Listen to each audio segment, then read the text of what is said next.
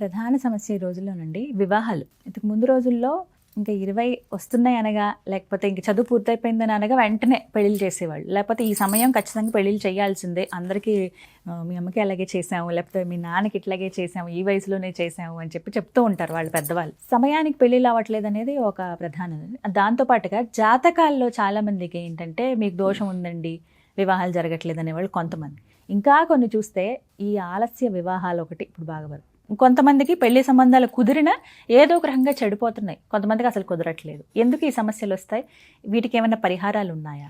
అమ్మ, డాక్టర్ గారి దగ్గరికి వెళ్తే ప్రతి దానికి ఆయన మందు బిళ్ళే పరిష్కారం చెప్తారు. మా దగ్గర కూడా ప్రతి దానికి అదృష్టమే పరిష్కారం. చాలా సింపుల్ అమ్మ. పెళ్ళిళ్ళ విషయంలో నాకు ప్రత్యేకమైన అభిప్రాయాలు ఉన్నాయమ్మా. కొన్ని పెళ్ళిళ్ళు సరైన టయానికి చేయాలి.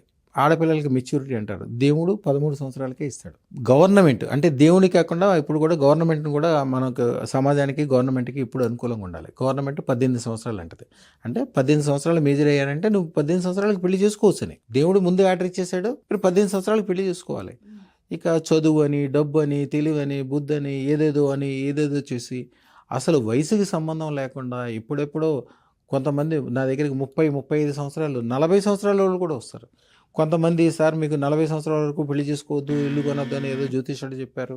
లేకపోతే సార్ నేను చాలా పనుల్లో ఉండి, ఏదో వ్యాపార వ్యవహారంలో ఉండి ఆ అక్క చెల్లెళ్ళకి పెళ్లి చేసుకుంటూ నేను ఇంతకాలం పెళ్లి చేసుకోలేదండి.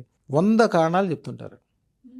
ఏ కారణం చెప్పినా కూడా పెళ్లి సరైన టయానికి చేసుకోకపోయినా, మీ పిల్లలకి మీరు చేయకపోయినా చాలా చాలా తప్పు. సరైన టయానికే పెళ్లి చేయాలి ఎప్పుడైనా సరే.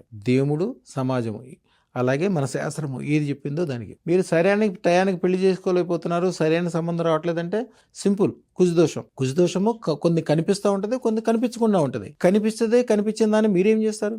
అర్జెంటుగా అదృష్టం పెట్టుకోండి.